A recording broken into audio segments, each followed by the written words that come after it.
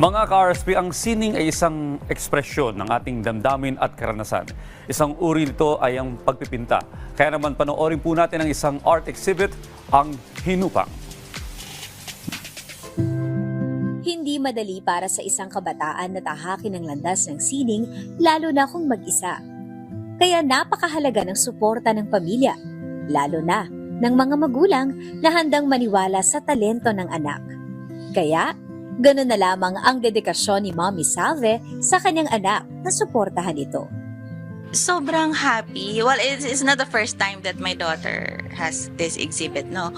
Parang pang-apat na niya ata. So, sobrang happy. So, bilang mother naman, sobrang nakaka-proud. Hindi lang siya, kumbaga, skills. Parang passion kasi ng bata. So, gustong-gusto niya. Wala naman tayong magawang bilang parents. So, i-support para ma-enhance yung skills ng bata. So, hindi lang naman para sa kanya. Kumbaga, expression din ng kung ano yung nasa sa loobin ng bata. Kabilang ang anak ni Mommy Salve na si Sean Stacy sa 14 na featured artists na kalahok sa Hinupang. Isang art exhibit ng mga kabataan mula sa Iloilo na binigyang laya ang emosyon, imahinasyon at pananaw nila bilang isang teenager. Our exhibit is called Hinupang, and it's an Ilonggo term for puberty. So all of our artworks are related to puberty, zero in our own interpretation.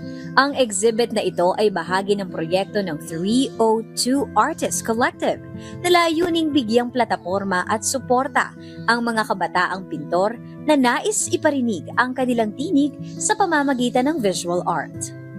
To support young artists from Iloilo, mga dala dito sa Manila.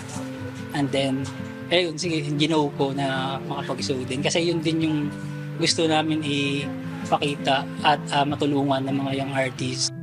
For me, puberty does not only come with age. It's not good if we bottle up everything kasi nag-explode tayo with our emotions and everything. So I think it's better that we would acknowledge it, we would let it through different outlets. So I think art is one of a great outlet to let it out.